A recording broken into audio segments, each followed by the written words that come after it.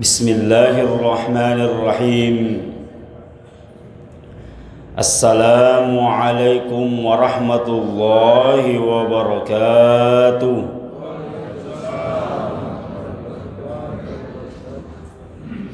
Habis puasa, habis juga suaranya. Diulang dulu ya. Ini ibu-ibu di belakang juga baru dibuka. Ya harus dibuka supaya lihat ustaznya. Harus buka ke. Ya. Saya juga tidak tahu dapat dari mana orang itu.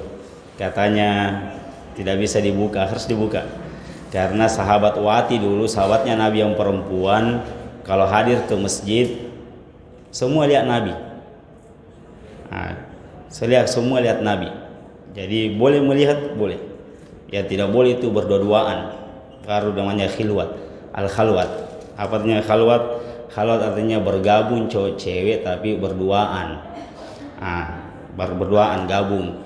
Tapi kalau banyak orang tapi gabung baru berdempetan namanya ikhtilat. Ini dua-duanya haram. Satu yang khalwat berduaan ji. Memang terima sigi tapi ruwa ji. Dua ji di dalam cowok cewek orang pacaran masuk ke masjid baru sholat berjamaah. Berdoa sama Allah Ta'ala semoga dijodohkan atau dipertemukan dengan yang baik. Apa dipertemukan yang baik? Salah caranya. Ini namanya khalwat. Tapi kalau ada acara yang berdempetan cowok cewek yang bukan muhrim namanya ikhtilat. Itu dua-duanya haram. Ayahandaku bundaku yang saya hormati, innal hamdalillahi nahmaduhu wa nasta'inuhu wa nastaghfiruh wa na'udzu billahi min shururi anfusina wa min sayyiati a'malina. May yahdihillahu fala mudilla lahu wa may yudlil fala hadiya lahu. Wassalatu wassalamu ala sayyidina wa habibina wa syafi'ina wa maulana Muhammadin wa ala alihi wa ashabihi wa man tabi'ahum bi ihsanin ila yaumiddin. Amma ba'd. Alhamdulillahirrabbilalamin, kita dipertemukan lagi setelah 1 tahun yang lalu saya juga ceramah subuh hari di sini. Cuma judulnya beda, didapat oleh ustadz yang lain. Judulnya kemarin tasawuf. Sekarang judulnya adalah mencetak generasi Islam yang berkualitas. Semoga penceramannya juga berkualitas ya. Sesuai dengan judulnya. Ayahandaku bundaku yang saya hormati, salah satu masjid yang bagus ini masjidnya. Kenapa? Karena sudah banyak masjid yang tidak ada ceramah subuhnya. Kenapa? Saya tanya, kenapa tidak ada ceramah subuhnya? Habis dana Ustaz. Kenapa bisa habis dananya? Mau dibangun lantai 2. Ini persis dulu ini. Di zaman Umar bin Khattab, ada orang datang bertanya ke Umar, "Wahai Umar, bagaimana kalau kita bangun itu Ka'bah besar-besar sesuai maunya Nabi?" Karena Nabi bilang, karena pernah Nabi bilang seandainya ke Siti Aisyah, "Wahai Aisyah, laula ummati, seandainya bukan kaummu, wahai Aisyah, yang mencintai sangat membanggakan Ka'bah, saya mau bongkar itu Ka'bah. Saya mau bongkar Ka'bah jauh lebih besar." Kenapa? Karena katanya itu bukan Ka'bahnya Nabi Ibrahim ini, masih kecil ini. Ka'bahnya Nabi Ibrahim jauh lebih besar daripada Ka'bah yang kita lihat sekarang ini. Pernah dibongkar, dikasih besar. Datang lagi, terus di masa Abbasiyah dipasang lagi, dibongkar lagi. Terus mau lagi dibongkar. Kata Imam Malik, tidak usah dibongkar-bongkar itu terus. Karena bukan masalah Ka'bah. Itu adalah cuma arah untuk salat. Apa maksudnya ini? Kata Umar bin Khattab, ada orang bilang ke Umar, "Wahai Umar, bagaimana kalau kita bongkar itu kasih besar, baru dibungkus pakai kain emas?" Kata Umar, keadaan kaum muslimin jauh lebih bagus diperhatikan. Inilah sekarang masjid-masjid ini Kenapa? Yang diperhatikan bangunan sudah puluhan miliar bangunannya, tapi tidak pernah mengadakan pengajian sekali seminggu. Tidak pernah panggil ustadz yang tetap bahas suatu kitab. Nah, kalau ini kita masjid kita kan ada penceramahnya dari dulu ya, Dr. Syahrir Nuh ya di sini yang mengisi. Nah, itu yang perlu, ada ustadznya, ada pembimbingnya. Harus ada pembimbing. Masjid itu harus ada pembimbingnya. Kenapa? Apalagi zaman sekarang. Zaman sekarang itu sudah, kalau masjid tidak ada pembimbingnya, liputongi pengurus kan. Ada juga yang ikut kelompok satu, ada lagi kelompok yang satu. Ada juga yang tidak ceramah tarwih. Kenapa tidak ceramah tarwih? Katanya di zaman Nabi tidak ceramah tarwih. Jangan sampai dianggap ceramah tarwih itu adalah termasuk bagian sunnah tarwih. Siapa tahu salah sangka. Ini namanya berlebihan takutnya. Dalam bahasa fikih terlalu berlebihan sadduz zara'inya. Sadduz zara'i itu artinya menghalangi dari awal sesuatu yang bisa merusak. Contoh, ada suatu kampung yang belum bagus Islamnya, belum lama mengenal Islam, dan kebiasaannya suka menyembah kuburan.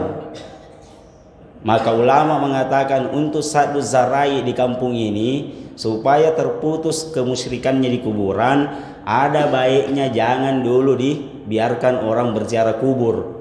Nah, begitulah juga dulu zaman Nabi. Kata Nabi, kuntu nahaitukum an ziyaratil kubur. Dulu saya larang kalian untuk ziarah kubur, tapi sekarang karena sudah bagus semua agamanya, orang-orang Madinah, para sahabat semuanya sudah dalam, sudah paham Al-Quran, sudah bisa mengajar, sudah bisa menggantikan Nabi di mana-mana di suatu tempat. Kata Nabi, fazuruha, silahkan kalian ziarahi karena sudah bagus. Nah, ini namanya jangan berlebihan juga sadduz zara'inya. Jangan langsung dituduh kaum muslimin. Siapa tahu ada yang mengatakan wajib itu ceramah, jelek kalau tidak ada ceramahnya. Tidak ada kaum muslimin yang mengatakan wajib itu ceramah. Ini terlalu berlebihan. Kalau terlalu berlebihan, ulama juga menolak kalau terlalu berlebihan cara memakai sadduz zara'i. Apa sadduz zara'i tadi? Menghalangi dari awal supaya tidak terjadi apa-apa. Jangan berlebihan. Mana lagi contoh yang berlebihan? Kalau ada orang yang melarang kita untuk bertetangga. Nah, ini tetangga ini ada satu anaknya cowok, tetangga yang satu ada anaknya cewek gadis juga. Masa keluar hukumnya? Siapa tahu dia pacaran, jangan dikasih dekat, haram. Ini terlalu berlebihan. Nah, ini namanya sadduz zara'i. Sadduz zara'i ada juga aturannya. Nah, selanjutnya boleh ya lama ya di sini? Boleh? Ceramah boleh? Ini karena tidak ada tulisannya ini. Maksimal 15 menit. Bu, boleh ya? Boleh? Mau? Nah, saya yang tidak mau. Nah, selanjutnya, makanya tadi begitu saya datang, lihat ke bawah, langsung saya lihat ke bawah karena saya tahu di sini nama penceramahnya dan judulnya. Seperti tahun lalu saya lihat. Nah, sebenarnya saya mau bahas masalah zakat dan fidyah.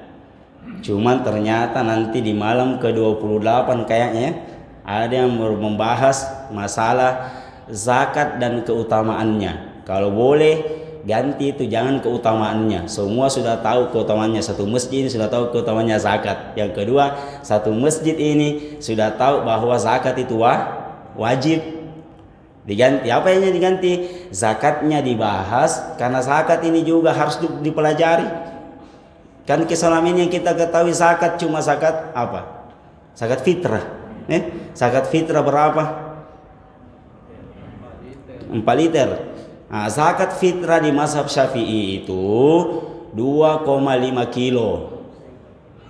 2,5 kilo, tidak sampai 3 liter. 2,5 kilo di mazhab Syafi'i. Cuman ada juga orang yang bilang, Ustadz, bolehkah saya kuuangkan mie kodong? Karena repot kalau kita pakai beras. Kan ada tuh itu orang pakai kirs sekarang di HP-in aja langsung keluar zakatnya.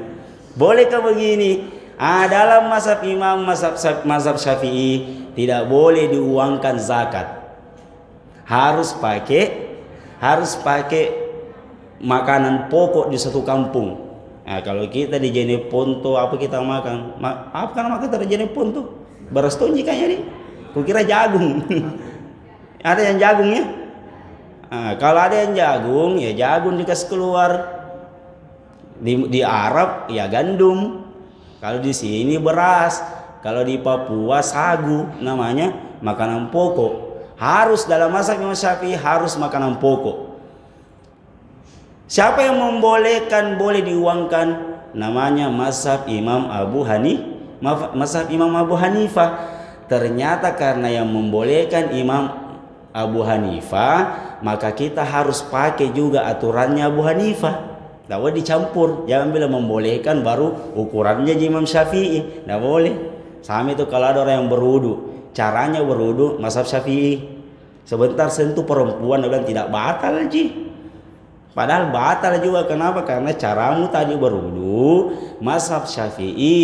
Itu yang perlu dipelajari. Bagaimana caranya berwudu mazhab Maliki, supaya nanti yang tidak membatalkan wudu, biar salaman sama istri kita, salaman sama suami kita tidak batal ki. Saya kadang begitu. Masuk ke masjid ada ibu-ibu yang salaman, saya salami. Kenapa? Sebentar masuk ke masjid langsung sholat. Caranya Ustaz, kenapa kita tidak sebenarnya berwudu? Tadi saya berwudu di rumah, caranya mazhab Imam Malik, jadi membatalkan dia begitu. Lanjut. Ini belum masuk cara maaf ini judulnya Bu ya. Sanggena titik tujuh nih. Karena repot. Yang kedua, yang mengurus di masjid zakat tidak paham, nanti bingung. Kita tidak semua belajar fikih, bingung nih. Bagaimana ini 2,5 liter ada juga yang mau diuangkan. Bagaimana caranya mengatur mazhab Imam Abu Hanifah? Maka diratakanlah semuanya pakai aturannya Imam mazhab Abu Hanifah. Yang bawa beras tetap ukurannya Imam mazhab Abu Hanifah. Begitu ada yang mau pakai kirs, transfer atau uang langsung dikasihkan Pak Imam atau pengurus masjid, langsunglah dikonversi ke hitungannya Imam Abu Hanifah yang bilang 3,9 kilo atau dibulatkan menjadi 4 liter. Ini namanya fikih. Itu zakat. Kenapa zakat saya bilang tadi harus diganti judulnya untuk malam ke-28. Tapi kalau tidak mau ganti, saya bahas sekarang. Karena zakat mengeluarkan beras, fidyah juga dikasih sama zakat dan fidyah. Ini fidyah juga, ini orang masih bingung biasa. Tapi jangan bingung Bu. Jangan bingung Pak, gampang itu fidyah. Masalah fikih itu gampang. Itu hanya belajar fikih sama kayak 1 tambah 1 2. 3 tambah 3 6, tinggal dihafal je. 5 kali 6 30, 7 kali 6 berapa Pak? 42, aku kira lagi 32. Pantas tinggal kelas ki. 42 begitu terus. Berapa orang yang wajib fidyah? 5 fidyah.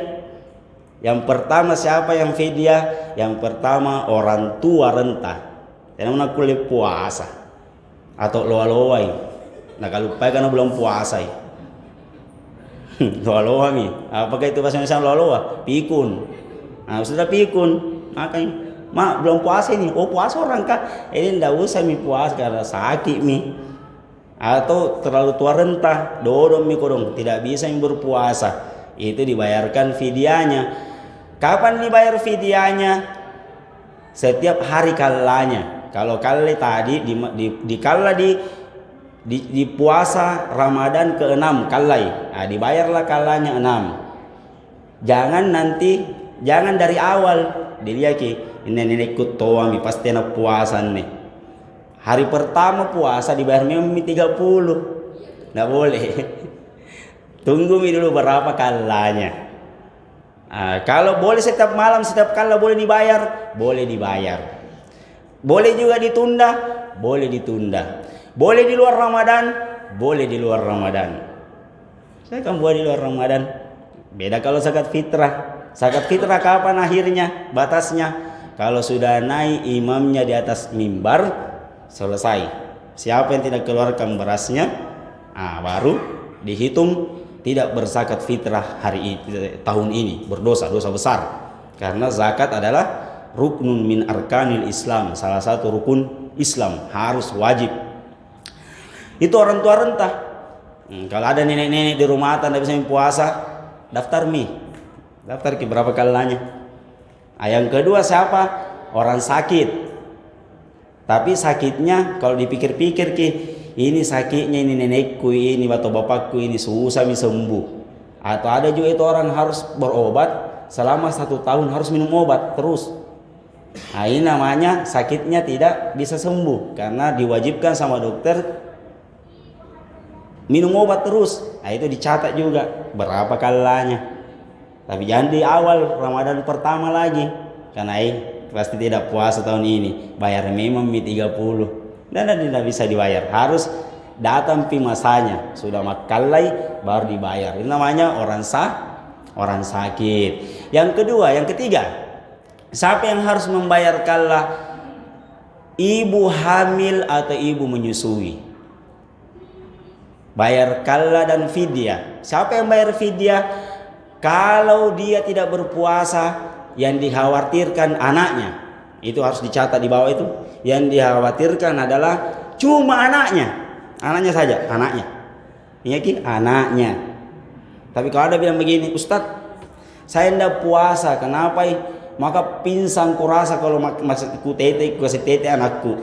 Berarti dia mau pingsan, berarti ada dirinya, tidak bayar fidyah, karena ada dirinya dan anaknya.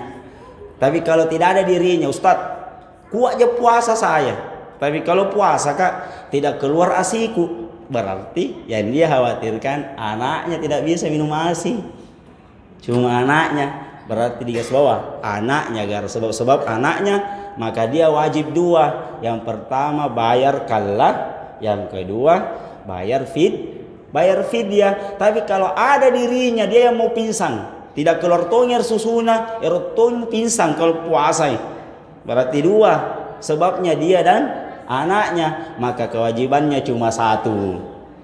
Apa kewajibannya? Cuma bayar kalla, tidak ada diri, karena tidak ada dirinya.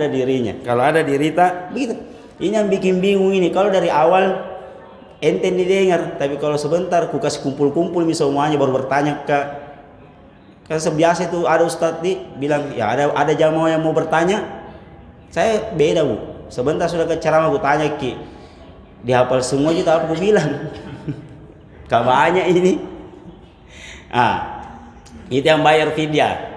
Orang hamil atau menyusui yang ada sebabnya gara-gara apa? Gara-gara anaknya.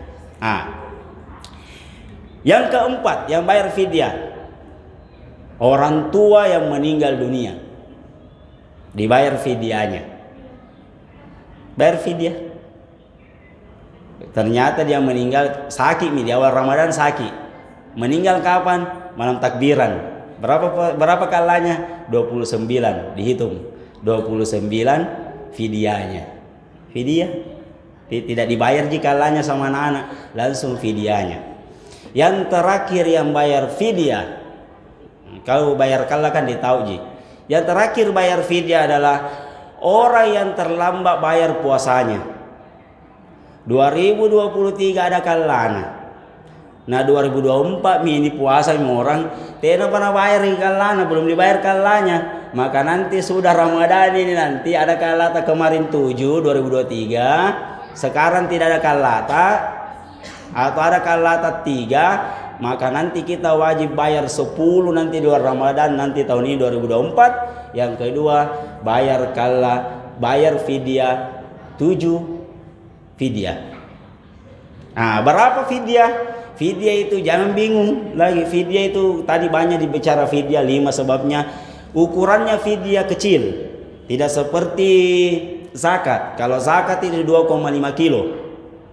Tapi kalau fidyah 650 gram, tidak sampai satu kilo. Jadi kalau 7 tadi kalat yang mau dibayar, daripada diukur kisah berapa 650 kilo 650 kilo, langsung pakai beli yang 7 kilo, kasih cukup nih 7 kilo dikasih orang. Nah, apa bedanya zakat sama fidyah pembagiannya? Kalau zakat 8 yang menerima 8, miskin, fakir, anak yatim, ibnu sabil, orang yang banyak utangnya, orang yang diusir di keluarganya gara-gara mu'allaf itu dikasih. Tapi kalau fidyah cuma 2 yang bisa terima, fakir dan miskin. Itu selesai fidyah. Saya rasa ini fidyah yang saya sebut ini karena tidak ada yang buat catatan, pasti dikalupai. Tapi tidak apa-apa, karena ada je nomorku. Yang kedua dekat je rumahku, kita kan tetangga. Nah, saya di Masjid Haji Fajar Rahmah. Ini Masjid Haji Fajar Rahmah itu rumahku itu. Di Masjid Haji Fajar Rahmah itu masjidnya mertuaku. Nah, saya tinggal di situ. Saya bikin pesantren di situ. Karena saya bahas pesantren, marilah kita masuk ke judulnya ini ceramahku. Bismillahirrahmanirrahim. Nah, warga ceramah ini. Masalahnya Ramadan ini. Saya cari air gelas, ternyata rumah lagi. Untuk mendidik anak-anak, dalam Al-Quran semua takut pasti orang tua pasti takut anaknya nakal ya. Tidak ada yang mau anaknya, pasti takut semua. Ternyata dalam Al-Quran ada namanya surah An-Nisa. Apa artinya An-Nisa? Perempuan. Ustaz, tidak ada surah laki-laki? Tidak ada. Ini bapak-bapak kah? Ini bapak-bapak masa nutanjana kono ini tidak kurang. Tidak ada surah laki-laki. Yang ada adalah surah An-Nisa. Ternyata di surah An-Nisa masalah perempuan ada ayat ke-9 cara mendidik anak. Cara mendidik anak ini di ayat keberapa? Ayat ke-9. Dia tahu, Al-Quran tahu, Allah Ta'ala tahu. Untuk mendidik anak-anak ini perempuan ini harus dikasih di ayat ke-9. Berapa lama kayak anak tadi perut tak? 9 bulan tuh. Nah, itu yang bahaya kalau ada yang 3 bulan. Lain tongi itu sahabat. Kalau baru 3 bulan sudah menikah, berapa bulan di perut anak? Nah, 3 bulan justas. Kayaknya mukjizat ini. Tapi mukjizat. Anu marah-marahin. Anu garing. Nah, 9 bulan. Di ayat yang ke-9 ada cara mendidik anak-anak. Apa kata Al-Quran? A'udzu billahi minasyaitonir rajim. Wal yakhshal ladzina law taraku min khalfihim dzurriyyatan dhi'afan khafu 'alaihim falyattaqullah wal yaqulu qawlan sadida. Orang tua yang takut nanti anak-anaknya nakal di kemudian hari, pan rasu-rasu, ban lagi, bamba lagi. 2 yang harus dijalankan. Cuma 2 cara mendidik anak-anak. Ini di ayat ini, masih ada ayat-ayat yang lain. Ya, salah satu caranya bagaimana? Yang ayat-ayat yang lain katanya selalu doakan anak-anak, dimanapun harus selalu didoakan. Mana paluki, ya, memasak doakan, bacakan yang Al-Fatihah itu nasinya. Memasak Allah masalah tiupkan yang salawat, tiupkan yang Al-Fatihah. Yang menyanyi, memasak. Nampak laguna ada setan. Ya punya nak kesusukan anak-anak dalam sekolah. Kalau laguna mana ada setan? Saya tidak tahu siapa yang bikin lagu dan ini ada setan ini. 2 cara mendidik anak-anak. Kata Al-Quran, siapa yang takut anaknya di kemudian hari nakal, falyattaqullah, hendaklah bertakwa kepada Allah Ta'ala. Bertakwa kepada Allah Ta'ala. Bagaimana apa maksudnya bertakwa kepada Allah Ta'ala, Ustaz? Ajarkan anak-anak agamanya. Katanya itu nama Allah anak-anak kalau dia tidak tahu apa yang lima laki. Harus ditahu, kasih tahu anak-anak, ajarkan agamanya. Ajarkan anak-anak agamanya. Ustaz, bagaimana hukumnya mengajar anak-anak agama? Wajib.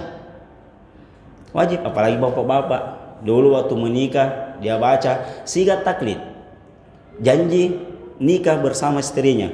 Saya akan menggauli istriku dengan sebaik-baiknya sesuai dengan ajaran Islam. Nampak ini sih ajaran Islam kah? Baru berjanji. Ajaran Islam. Di bawahnya apa itu ajaran Islam? Tidak tahu mungkin Ustaz. Berarti apa sampainya janji ya? Tidak ada, asal bunyi saja, asal baca. Padahal kewajiban. Kenapa? Pertama memang kewajiban dari sananya wajib mengajarkan anak untuk agamanya. Yang kedua wajib, tambah wajib lagi karena kita sudah berjanji sama istri, berjanji depannya walinya, berjanji depan saksi untuk mengajarkan istri dan anak-anak agamanya. Ajarkan agama, Ustadz, wajib, fardu ain. Semua orang wajib mengajarkan anaknya agama, wajib. Ustadz, saya bukan ustadz, bukan saya ustaz. Nggak aku tahu ke agama. Bagaimana caranya? Kasih masuk pesantren. Kasih masuk atau pesantren? Pesantren mana? Pesantrenku. Ini dekatnya, Masjid Haji Fajar Rahmah. Tapi ini jalan-jalan ke situ lihat pesantren kah? Ustadz, berapa dibayar di situ? Nah, saya tidak mau iklankan pesantrenku saja. Semua pesantren saya mau iklankan. Ya, Bapak Haji ini karena gratis. Jangan dulu, tunggu dulu. Berapa dibayar sih Ustaz? 1.500.000 satu bulan. Mahalnya Ustaz. Ada yang 1 juta? Ada. Ku bawa anak tak ke Tompok Bulu. Pesantrennya Gurutta Kiai Mirul Amri. Gurutta ini pesantrennya Gurutta yang mewah bangunannya. Berapa dibayar situ satu bulan Ustaz? 1 juta. Kalau perlu saya bawa anak tak ke situ kalau tidak mau di pesantrenku. Saya bawa ke anak tak ke sana. Tapi puang, orang dari Sudiang, orang dari Bulu Roking mau masuk ke kita. 1 juta situ. Ustadz, masih mahal 1 juta. Ada 500.000? Ada. Ku bawa anak tak ke Takalar. Kenapa ketawa? Takalar 500.000. Siapa yang mengajar ini? Juara 1 internasional Al-Quran, hafalan Al-Quran, juara 1. Bukan, saya tidak main di Takalar. Ustadz, masih mahal 500.000. Ada yang 300.000? Ada. Ku bawa anak tak ke Pinrang. Nah, dia dengar itu, semakin murah semakin pilih-pilih. Semakin jauh. Di Pinrang, berapa dibayar di Pinrang? 300.000. Kenapa bisa murah? Ya kampung. Kita di kota kenapa mahal? Serba dibeli. Tapi di kampung tidak. Sayurnya nih jadi solongan. Sayur kangkungnya ada jadi sungai. Jalannya ikan, gampang ikannya, banyak aja orang tambah ikan. Sayur apa semua, buah-buahan ada jadi situ, gampang dibeli. Tala-tala aja, banyak, makanya murah, 300.000. Bapak Ji tadi bilang ada yang gratis, ada. Di mana yang gratis Tas? Ku bawa anak ke Jawa. Gratis, banyak pesantren gratis di Jawa. Apa nama makan Ustaz kalau gratis? Tempe. Berapa kali makan tempe? Sanggina tamma. Mulai masuk sampai tamma, tempe terus tidak berubah. Bu ya, kasih masuk anak tadi pesantren. Ustadz, tidak bisa kasih masuk anakku di pesantren. Ku sayang sekali. Bu, kita kira itu anak di pesantren, anak-anak dibuang. Tidak ada, semua sayang anaknya. Karena itu orang tidak mau kasih masuk anaknya di pesantren. Gara-gara apa? Ku sayang sekali Ustaz, menangis sekali yakin. Tidak bisa pisah. Ini ada juga bapaknya juga menangis. Jangan saya salah paham. Kita kira ini bapak-bapak kuat. Ada tuh bapaknya yang menangis. Bapak nama tuh ngalian anak. Bapaknya yang tidak tahan pisah sama anaknya. Dia ambillah anak-anak. Kasih masuk anak dari pesantren. Ustaz, mengapa mesti pesantren? Kenapa kita harus berpisah sama anak-anak? Apalagi zaman sekarang. Kalau saya ditanya, Ustaz, anakku tuh batin HP, main HP terus. Ada ke obatnya? Saya tidak tahu obatnya kecuali dikasih pondok anak-anak. Karena kalau mondok nih, mustahil pegang HP. Kasih masalah tadi pondok. Ustaz tidak bisa kepisah. Harus pisah. Nabi-nabi kenapa cerdas? Karena dipisahkan dari orang tuanya. Siapa nabi pintar? Nabi Musa. Lihatlah Nabi Musa. Kata Al-Quran nih, ada di Al-Quran. Kata Al-Quran, wa auhayna ila ummi Musa an ardi'i fa idza khifti 'alaihi fa alqihi fil yammi wa la takhafi wa la tahzani. Wahai ummi Musa, buang anakmu di sungai. Kasih lempar di sungai. Kasih masuk di sungai. Karena kenapa kasih masuk di sungai? Dulu waktu itu Fir'aun bermimpi. Ada anak laki-laki yang bunuh Fir'aun dalam mimpinya. Maka begitu bangun Fir'aun bilang apa? Semua anak laki-laki tahun ini yang lahir atau anak laki-laki semua tahun ini. Pokoknya tahun ini anak laki-laki harus dibunuh semua. Karena takut mamanya Nabi Musa, apa kata Al-Quran? Wa auhayna ila ummi Musa. Kami perintahkan mamanya Musa, bikin perahu-perahu kecil, kasih masuk di sungai Nil. Jangan terlalu jauh, dekat-dekatnya istananya Fir'aun, kasih dekat istananya, supaya nanti masuk ke situ. Akhirnya apa? Kenapa harus pisah? Memang ajarannya Al-Quran begitu. Kalau mau berhasil anak-anak harus pisah. Tidak mau pisah. Sampai kapan kita mau puluh anak tak? Nanti tambah SD, Tia ini raka, kasih masuk memang di pondok, kasih masuk di pondok. Ini Umi Musa, mamanya Musa, kasih masuk ke situ. Akhirnya Nabi Musa menjadi orang yang paling cerdas. Saking cara dia Nabi Musa, bu, salat diterima Nabi Muhammad 50, nah kan apalah kok diskong, jadi dudui. Ini kan ceritanya dalam hadis Nabi Musa yang ketemu Nabi Muhammad. Kata Nabi Musa, Muhammad, apa nak kesian kau Tuhanmu? Dan sholat berapa rakaat? 50 rakaat. Nah kan Nabi Musa, kau jentuk kulen jamai. Cuma kau yang bisa kerja 50, naik lagi, naik minta diskon. Karena dikasih diskon berapa? 20 rakaat. Naik lagi, terlalu banyak. 50, sudah 50, 45, berkali-kali Nabi Musa. Setiap Nabi naik, Nabi Muhammad dikurangi 5 sampai 5 rakaat. Kata Nabi Musa, naik lagi. Tinggal 5, naik lagi. Nabi Muhammad, ternyata lebih pintar Nabi Muhammad. Tadi 50 jadi 45, 45 jadi 40. Berkali-kali mana ini kurangi 5 terus. Kalau naik lagi, tak busumi. Tidak usah naik. Akhirnya Nabi Muhammad tidak naik. Itulah di hadisnya diceritakan dalam hadis. Itu pintarnya Nabi Musa itu. Yang kedua, Nabi Musa mengajarkan kepada Nabi Muhammad, karena beliau itu wa kallamallahu Musa taklima. Hanya Nabi Musa satu-satunya nabi yang berbicara dengan Allah Ta'ala. Jadi kalau orang itu berbicara sesuai dengan teman bicaranya. Saya rasa saya tidak bisa bicara dengan hakim konstitusi. Kuliah tadi itu soal-soalnya hakim konstitusi. Kalau bertanya ki, dia batalana, berarti saya tidak selevel sama hakim konstitusi.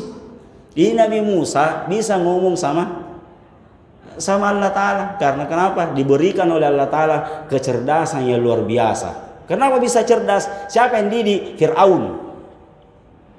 Kasih pisah dari kecil. Fir'aun yang didik. Itu Fir'aun, bu, saking cerdasnya.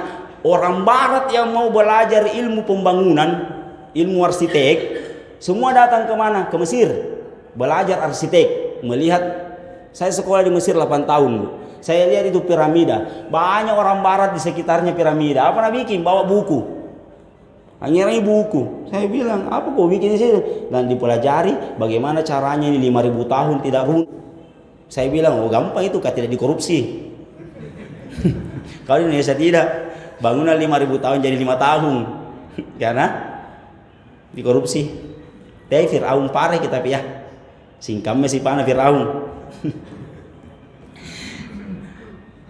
Itulah Nabi Musa, dibuang. Siapa lagi Nabi yang paling berhasil? Yang paling berhasil dalam Al-Quran adalah Nabi Yusuf. Nabi Yusuf menjadi rajanya Mesir juga. Nabi Musa dididik sama rajanya Mesir. Ternyata setelah Nabi Musa datang lagi Nabi selanjutnya adalah Nabi Yusuf. Nabi Yusuf juga menjadi cerdas gara-gara apa? Bu, Nabi Yusuf masih kecil, masih umur 5 tahun, masih baby 5 tahun. Saudaranya semua 11 orang, 9 orang saudaranya iri hati sama Nabi Yusuf. Kenapa? Ini anak kenapa semakin hari semakin macahaya. Yang kedua semakin disayang sama bapak ini. Kayaknya harus dibunuh ini. Harus dibunuh. Apa kata saudaranya yang paling tua? Jangan kau bunuh. Tenamun tuh harapan. Jangan dibunuh. Kayak inilah saudara paling tua itu kalau ada perselisihan. Tanya coba saudara yang paling tua. Siapa tahu ada jalan keluar. Sama ini. Saudaranya Nabi Musa. Yang paling tua bilang apa? Jangan dibunuh. Kamu santoi rindina. Jangan dibunuh. Buang saja ke sumur. Sampai di sumur ternyata siapa yang dapat? Raja Mesir yang dapat. Wazirnya, menterinya Mesir. Diajarlah oleh menteri Mesir. Menteri yang ajar. Akhirnya menjadi cerdas. Bu, Pak. Ini kakak-kakak ini. Kalau mau kayak tetap pintar seperti Nabi Yusuf, Buang juga di sumur. Siapa tahu mau buang lagi di sumur. Harus memang berpisah. Beginilah perjalanan orang belajar. Sabar ki. Ustaz, tidak mau aja saya kasih masuk anakku di pesantren, banyak yang nakal. Tidak banyak yang nakal, ada yang nakal, ada. Kenapa bisa ada Ustaz? Ada yang nakal. Semua di tempat sekolah dimanapun ada yang nakal. Biar di rumah, biar samping rumah di Loronta atau itu nakal, bukan cuma di pesantren nakal. Kenapa bisa nakal begitu Ustaz? Oh, dari awal memang salah orang tuanya. Datang mamanya menangis, Ustaz, tarima ko dong anakku, terima sain anakku. Kenapa? Dodomi bapak najari. Dalam hatiku, bapak lagi dodo ngapain nakke? Satu jini anak tak ini bu, nah dodomi bapak ngajari. Nah nanti ini kita kodong ini, nanti ketemu nanti di pesantren saya tahu dodong bapak ngajari. 30 dalam kelas, 30 dalam kelas. Orang capek semua bapaknya jari. Makanya itu di pesantren ada nakal, ada yang nakal. Tapi senakal-nakalnya anak pondok tetap dia dalam bangunan, gampang dilihat. Tetap masuk dalam CCTV, tetap dilihat. Orang dia bandakin deseriannya. Nah, tapi tetap dilihat. Tapi kalau di luar minakal anak-anak kita sudah tidak tahu. Nah, saya berapa tahun di pondok? Saya mondok berapa tahun? Hampir 9 tahun saya mondok. Pernah dijenguk? Jarang dijenguk. Bahkan saya pernah bilang ke orang tua, "Mak, itu temanku tuh dibikinkan itu goreng-goreng, mayro sama kacang sama tempe yang bisa disimpan 1 minggu." Nah bilang miku, nanti pin aku bikinkan kok. Sanggengku kamu tidak pernah dibikinkan. Karena memang dulu itu orang tua bilang apa, Asnur, nah saya tidak bakal lihat kau di pesantren, nah pergi mau kau di pesantren, kamu urus sendiri dirimu di pesantren, kamu sama gurumu, pokoknya erkon apa gurumu, begitu saja.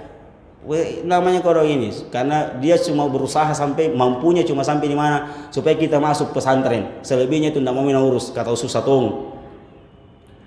Kita tidak pernah mau dijenguk. Saya juga jarang pulang ke rumah. Kenapa saya jarang pulang ke rumah? Karena ada satu kebiasaan orang tua yang saya kira jelek. Ternyata inilah sebabnya kita bisa sampai ke Mesir, dapat beasiswa di Mesir. Sampai kita bisa hafal Quran, sampai kita bisa dapat beasiswa haji. Inilah sebabnya. Kenapa saya tidak suka pulang ke rumah? Karena di rumah itu mama punya tanaman-tanaman. Di samping rumahnya itu ada tanah kosong sedikit. Itu yang dipakai menanam. Tapi yang ditanam tidak ada yang ringan, semua yang berat. Pokoknya lame kayu. Ada samping rumah itu. Sampingnya lame kayu pisang. Sampingnya pisang tangan-tangan. Pepaya. Setiap saya mau kembali ke pesantren, saya bawa karung. Kenapa bawa karung? Apa kata mama? Asnur, nah mau kembali ke pesantrenmu tuh? Iya. Kantong pertama kasih Pak Kiai. Kantong kedua penjaga pondok. Kantong ketiga sapang. Biar sapang naiknya semua. Makanya saya tidak suka kembali ke pondok. Kenapa? Karena ngerang karung. Tapi karena berkahnya ini, saya tidak pernah dimulai pelajaran kalau tidak ada kak. Kata teman Asnur, kenapa kau selalu dicari nih sama Pak Kiai? Dalam hatiku, barakah na menjolami kayu. Itu minulia setiap bulan saya bawa karung. Saya setiap bulan bawa karung ke pesantren untuk apa? Itu makanya saya dicari terus. Dan inilah caranya mendidik orang tua. Kalau anak tak masuk ke pesantren, bagaimana caranya? Wajib bersahabat dengan gurunya. Kata Imam Syafi'i, Imam Syafi'i nasihati. Sahabat Imam Syafi'i orang yang paling pintar. Saking pintarnya, hampir seluruh dunia ini, bagian dunia, mazhabnya yang kita pakai. Kita juara Indonesia, Mas Syafi'i. Kenapa itu Imam Syafi'i bagaimana pintarnya? Kalau dia mau hafal Quran, yang kanan mau dihafal harus ditutup yang kiri. Nah, makanya itu jubahnya orang Mesir itu besar tangannya. Nah, cuman tidak ada saya miliki. Nanti mudah-mudahan saya jauh ini. Kalau mau ceramah tentang ini harus pakai baju itu. Itu besar lengannya. Untuk apa? Untuk ditutup yang kiri. Karena mau dihafal yang kanan. Itu pintarnya. Apa kata Imam Syafi'i? Lan tanalal ilma illa bisitta. Anakmu tidak bisa pintar, kau tidak bisa pintar kecuali apa? Jalankan ini apa yang saya bilang. Salah satunya apa? Suhbatu ustaz, bersahabat dengan gurunya. Artinya bersahabat dengan gurunya anak-anak. Hari Senin bawakan cantik manis. Selasa Pawah, Rabu Jalan Kote sama Tekota. Begitu. Nah cari guru, anak tak bu, ditanya semua anak santri, sudah paham semua? Paham bu. Anak tak bilang, belum paham saya Ustaz. Nah karena guru diulang pelajaran. Gara-gara Pawah diulang pelajaran. Kenapa? Karena anak tak belum paham. Tapi kalau anak tak paham apa? Paham Ustaz. Kalau begitu lanjut pelajaran. Kemarin depan rasu-rasu asenji. Kali bagi ngiran Jalan Kote, ya tompa wambala, ya tompa terlambat membayar, erona tolona. Yang penting kau pintar.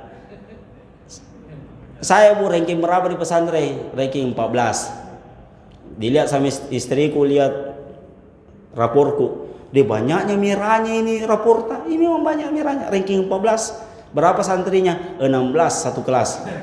2 jadi beta. Cuma 2. Dan kenapa bisa ranking 14? Cuma satu pelajaran yang saya tahu. Tidak ada lain. Cuma satu pelajaran. Pelajaran apa? Bahasa Arab. Siapa yang ngajar saya bahasa Arab? Gurutta langsung ngajar saya. Mau aku picap-picap nih. Atau saya keluar daerah. Bertanya nih. Saya sering dibawa keluar daerah. Pergi Salawa, pergi ceramah Nerantonga, ke Bone, kemana. Sampai ke Sengkan dibawa semua. Saya mas Salawa. Ditanya mah, Asnur, apa kau enggak tahu? Apa lagi kau enggak tahu masalah apa? Masalah ini puang, kenapa bisa begini nih?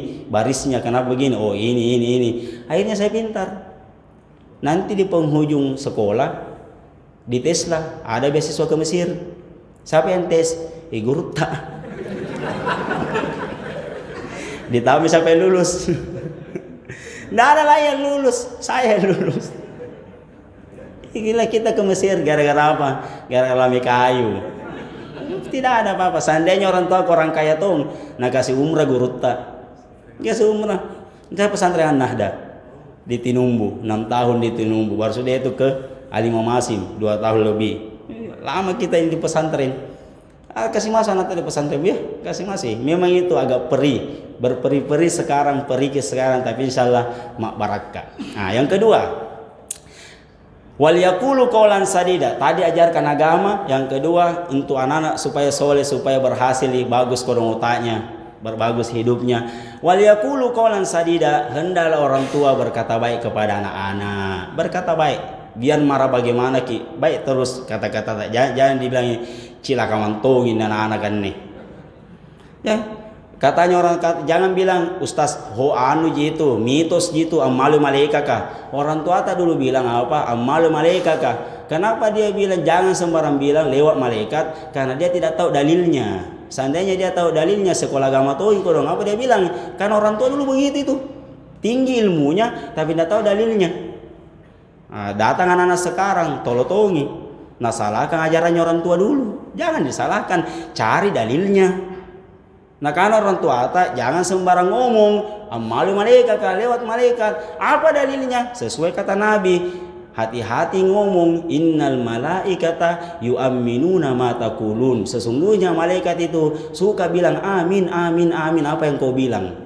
Singkat sama ajaran orang tua sama hadisnya Nabi, cuma beda bunyinya. Kan orang tua dulu mau tunjin atau hadis kah, tapi sama perang. Sama gerombolan. Kapan bisa waktu belajar mereka? Kita ini anak-anak jangan yang bisa belajar salahkan ajaran orang tua dulu. Kenapa? Makanya orang tua itu apalagi ajaran orang tua dulu bu. Jadi jalan sini salahkan. Ajaran orang tua itu dulu seperti Al-Quran caranya mengajar. Sopan caranya menegur sopan. Halus caranya menegur halus. Kenapa bisa halus? Sesuai perintah Al-Quran. Wal yaqulu qaulan sadida. Berkata haluslah kepada anak-anak. Sopanlah kepada anak-anak. Orang tua dulu itu kalau kita duduki bantal apa dia bilang? Nak turun kau nak. Kamu busungi salam pajanu. Sewato bisul pantakmu. Tidak ada orang yang bisul pantaknya duduki bantal. Tambah enak duduknya. Cuma karena halus caranya menegur anak-anak. Seandainya kasar apa dia bilang? Nangko cilaka. Lapo kinakin sisa. Cuma tidak mau orang tua dulu begitu. Turun nanti saya nusesa. Tidak ada. Kata orang tua dulu. Nak. Kalau malam tutup semua jendelamu nah, jangan masuk ke semua nih.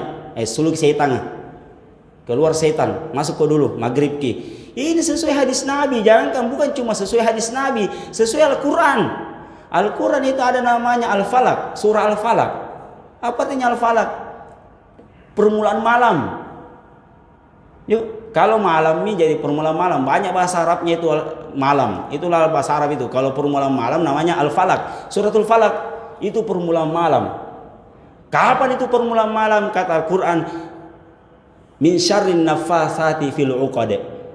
Para pesihir mengirim semua sihirnya dimulai permulaan malam. Nah karena tahu astrologi setan. Di Al-Quran bilang apa? Permulaan malam keluar sihir-sihirnya para penyihir. Siapa tahu tekad terok nano nabi lagi tolia. Salah ya. Akhirnya anak-anak kami garing, sakit anak-anak. Makanya Nabi bilang apa? Kalau malam tutup jendela. Kata orang tua, kalau malam ambil jemuranmu. Pintar orang tua ini, pintar ini. Tidak bisa yang disalahkan. Inilah kekurangannya anak-anak sekarang, anak muda ini. Belajar di mana? Tenak-tenak belajar.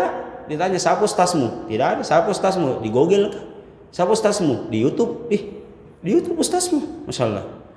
Tidak bisa orang sembarang. Kita ini anak muda yang belajar agama. Lama di Mesir. Di pesantren yang hampir 9 tahun. Saya di Mesir 8 tahun. 8 tahun. Sampai di sini. Disalahkan ajaran orang tua? Tidak disalahkan. Jadi anak-anak muda ini sekarang gampang sekali bilang haram, haram, haram, haram.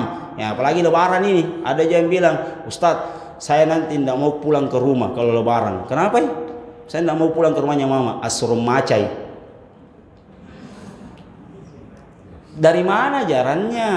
Ini kita ini anak-anak muda, bukan menyalahkan orang tua, tapi dicari benarnya. Bolehkah kita suruh baca?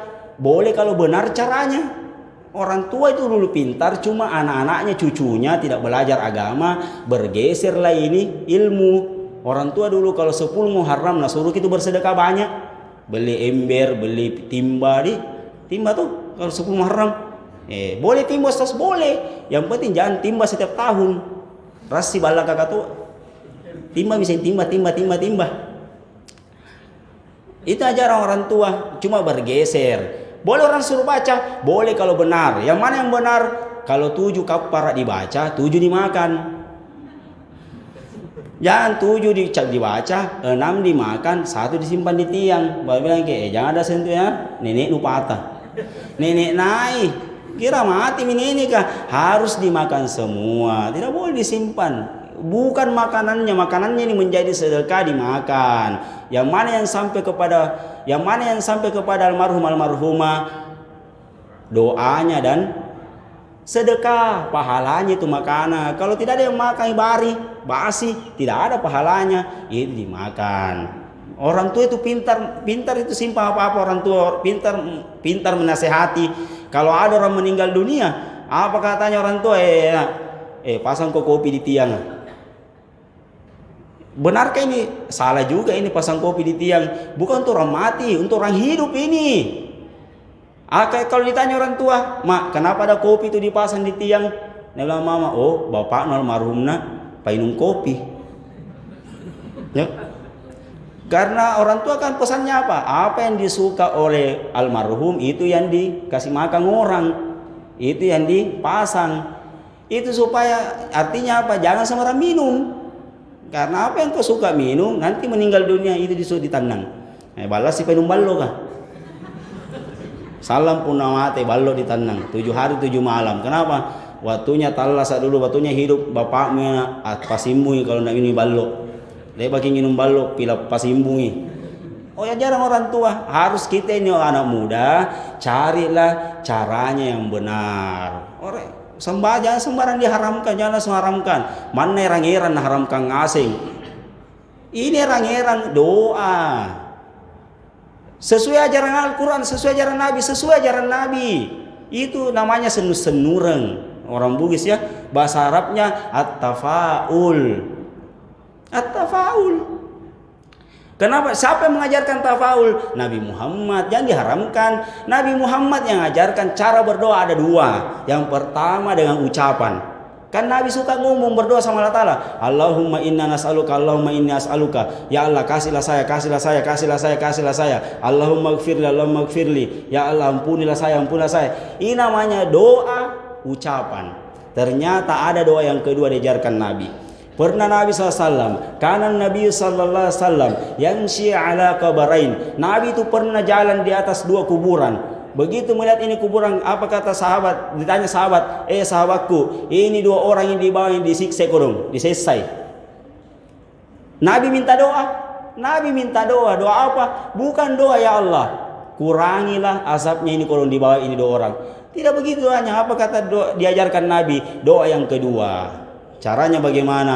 Kata Nabi, sahabat, ambil daun pelepah kurma, dibagi 2. Mudah-mudahan ini selama masih basah ini pelepah kurma ya, diampuni kalau dikurangi sedikit dosanya ini orang di bawah. Ini kan doa, tapi doa perbuatan.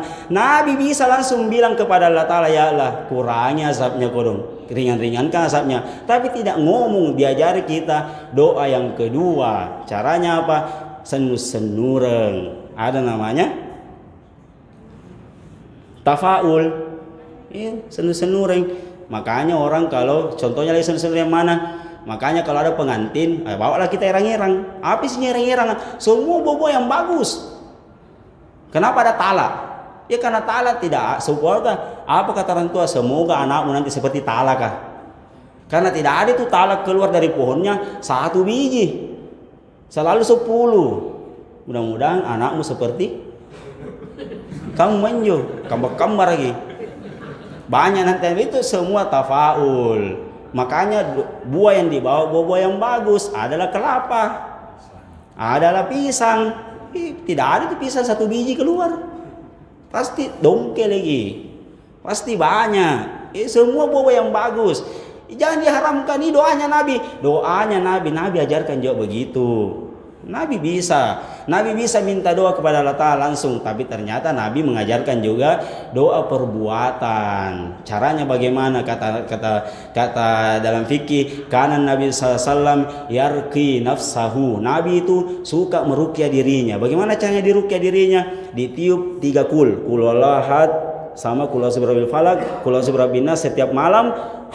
Ditiup baru diusap semua badannya. Nabi bisa langsung bilang, ya Allah, lindungilah saya dari segala macam bahaya. Tapi diajarkan juga doa yang kedua, doa perbuatan. Nah, lanjut lagi, kembali lagi ke erang-erang. Tidak ada itu orang bawa erang-erang salah. Tidak ada salah. Kenapa salah? Karena salah susah didapat. Kalau mau pergi ambil orang tidak biasa, tayang ini berduri, cocok. Makanya tidak ada salah. Berbicara tentang salah, saya juga pernah punya pengalaman. Saya ke Tator, singgah makan di Entrekang, penjual salak. Ternyata yang penjual salak kayak kakek-kakek, namanya orang kampung ya, pakai sarung, tidak pakai celana dalam.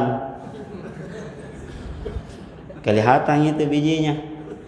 Saya bilang, berapa ini salak tak? Nah, bilang 1 kilo 10.000. Kalau ini manis-manis ini 15.000. Kalau itu yang di dalam kan, katanya dibalukan contoh aja. Ternyata salah Jojo, kita salah nih Jojo. Salah marahin. Ayah dan bunda yang saya hormati, intinya hari ini adalah pertama, perbaiki anak-anak apa yang kita miliki. Semoga bisa menjadi anak soleh, karena anak soleh adalah menjadi bekal yang tidak akan putus. Kata Nabi SAW, 3 yang tidak putus, salah satunya awwaladin soleh yad'ulahu, ada anak soleh yang mendoakan orang tua. Untuk anak muda menjadi generasi penerus orang tua, ambil semua ajaran-ajaran orang tua, jangan disalahkan. Atau cara adin itu orang tua dulu kita itu orang pintar, perlu didukung, jangan disalahkan, jangan dimusuh orang tua, tapi didukung dan dibenarkan dengan cara yang sopan, dengan cara yang santun. Janganlah sembilang haram, sakitlah hatinya mereka. Kasihan, ini adalah generasi yang belajar ilmu agama yang sesuai dengan manhaj an-nabawi, sesuai dengan jalan Nabi SAW. Nabi tidak pernah memusuhi orang tuanya, Nabi tidak pernah menyalahkan ajaran-ajaran orang tuanya, tapi diperbaiki. Nah, semua yang jelek diperbaiki, bukan dihilangkan atau dimusuhi. Saya rasa semoga bermanfaat. Barakallahu li wa lakum fil Qur'anil. Selanjutnya mari kita berdoa kepada Allah Ta'ala. A'udzu billahi minasyaitonir rajim. Bismillahirrahmanirrahim. Alhamdulillahi rabbil alamin, arrahmanir rahim, maliki yaumiddin, iyyaka na'budu wa iyyaka nasta'in. Allahumma shalli ala sayyidina Muhammadin wa ala ali sayyidina Muhammad. Rabbana la tu'akhidhna in nasina wa akhtana. Rabbana wa la tahmil alaina isran kama hamaltahu ala alladhina min qablina. Rabbana wa la tuhammilna ma la taqata lana bih wa'fu 'anna waghfir lana warhamna anta maulana fansurna 'alal qawmil kafirin. Rabbana la tuzigh qulubana ba'da idh hadaytana wa hab lana min ladunka rahmah innaka antal wahhab. Rabbana hab lana minas salihin. Rabbana hab lana minas salihin. Rabbana hab lana minas salihin. Rabbana ighfir lana wa liwalidina kama rabbawna shighara. Rabbana atina fid dunya hasanatan wa fil akhirati hasanatan wa qina adzaban nar. Wa sallallahu ala sayyidina Muhammadin nabiyil ummi wa ala alihi wa sahbihi wa sallam. Wa salamun alal mursalin alhamdulillahi rabbil alamin. Terima kasih. Wassalamualaikum warahmatullahi wabarakatuh.